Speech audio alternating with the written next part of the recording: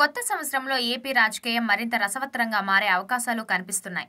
మరో 3 నెలల్లో అసెంబ్లీ ఎన్నికలు జరగబోతుండగా ప్రధాన పార్టీలతో పాటు కొత్త పార్టీలు కూడా ఎన్నికలపై ఫోకస్ పెంచాయి. రాబోయే 3 నెలల్లోనే ఏపీ రాజకీయాల్లో అనూహ్య మార్పులు జరుగుతాయని నేతలు ప్రకటనలు చేస్తున్నారు.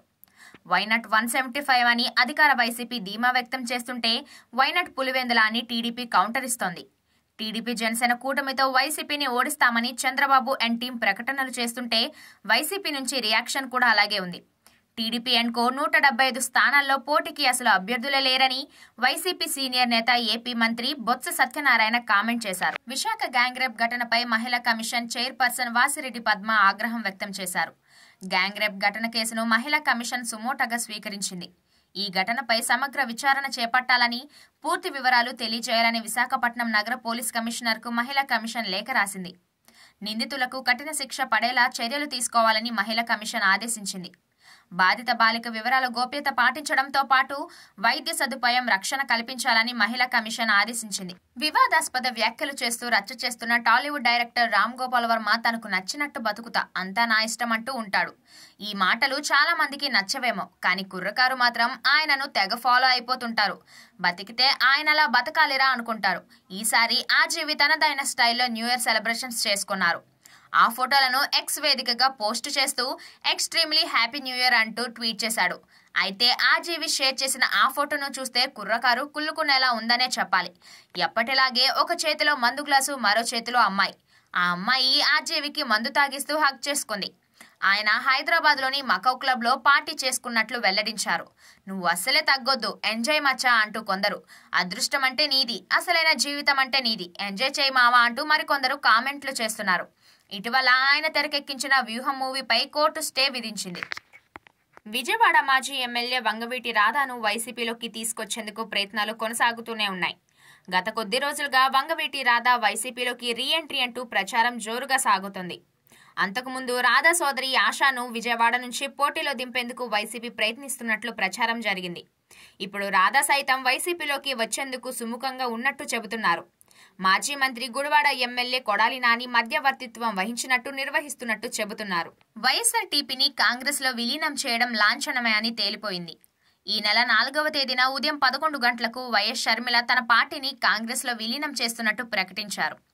దీనితో ఆంధ్రప్రదేశ్ రాజకీయ పరిస్థితులు మారే అవకాశం ఉందని తెలుస్తోంది. ఆంధ్రప్రదేశ్ నుంచి ఉన్న 40 మంది నాయకులతో సోనియా గాంధీ, రాహుల్ గాంధీ, ఖర్గే సమక్షంలో చేరుతున్నట్టు తెలుస్తోంది. ఆంధ్రప్రదేశ్ కాంగ్రెస్ అధ్యక్ష పదవిని షర్మిలకు ఇచ్చే అవకాశం ఉందని భావిస్తున్నారు. షర్మిల రాజకీయంగా హీట్ ని పెంచుతున్నట్లు సంకేతాలు కనిపిస్తున్నాయని సీనియర్ నేతలు అభిప్రాయపడుతున్నారు. ఏపీలో అంగన్వాడీ వర్కర్ల సమ్మె ఉధృతంగా సాగుతూనే ఉంది. కనీస వేతనాలు, గ్రాట్యుటీ సహా తమ సమస్యల పరిష్కారం కోరుతూ గత 21 రోజులుగా వివిధ పద్ధతుల్లో సమ్మె చేస్తున్నారు. నూతన సంవత్సరం రోజున ముగ్గులు వేసి వినూత్నంగా నిరసన తెలిపారు. ఈ సందర్భంగా మచిలీపట్నంలో వైసీపీ ప్రభుత్వం తీరుపై అంగన్వాడీ మహిళలు తీవ్ర ఆగ్రహం వ్యక్తం చేశారు.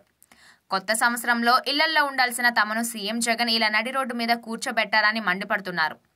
జగన్ది రాతి గుండె అని, ఆయనకు కనీసం కనికరం లేదని, మాట తప్పను మడమ తిప్పను అని తమను మోసం చేశారని ఆవేదన వ్యక్తం చేశారు. జగన్ వేతనాలు పెంచేలా బటన్ నొక్కాలి, లేదంటే తాము మరో 3 నెలల్లో నొక్కే బటన్తో వైసీపీ అడ్రస్ గల్లంతవుతుందని అంగన్వాడీలు హెచ్చరించారు. తెలుగు రాష్ట్రాల్లో న్యూ ఇయర్ సంబరాలు అంబరాన్నంటాయి. నయా జోష్తో కొత్త సంవత్సరానికి వెల్కమ్ చెప్పారు. 2023 ఏడాది మిగిల్చిన జ్ఞాపకాలు, అనుభవాలను స్మరించుకుంటూ 2024 ప్రశాంతంగా సాగాలని కోరుతూ కొత్త ఏడాదికి స్వాగతం పలికారు. పలు ప్రాంతాల్లో ఈవెంట్లలో వేడుకలు ఆకర్షణగా నిలిచాయి. కళ్ళు చెదిరే లైటింగ్స్, మిరుమిట్లు గొలిపే వేదికలపై ఏడాదికి స్వాగతం పలికారు. మందుబాబుల చిందులు, డీజే మోతల గెంతులు, కుర్రాల కేరింతలు, రంగులు, రంగవల్లులు, కేకులు, కిక్కులు. అబ్బో, కొత్త సంవత్సరానికి ఘనంగానే ఎంట్రీ అయింది. తెలుగు రాష్ట్రాల ముఖ్యమంత్రులు, నాయకులు ప్రజలకు శుభాకాంక్షలు తెలిపారు.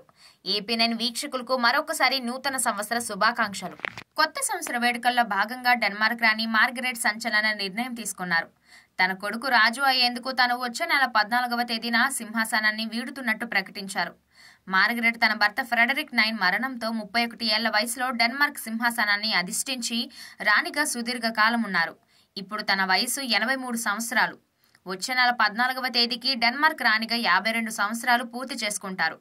అదే రోజున తన కొడుకు ఫ్రెడరిక్ సన్కు పట్టాభిషేకం చేయాలని నిర్ణయించుకున్నట్టు న్యూ ఇయర్ వేడుకల్లో మార్గరెట్ తెలిపారు.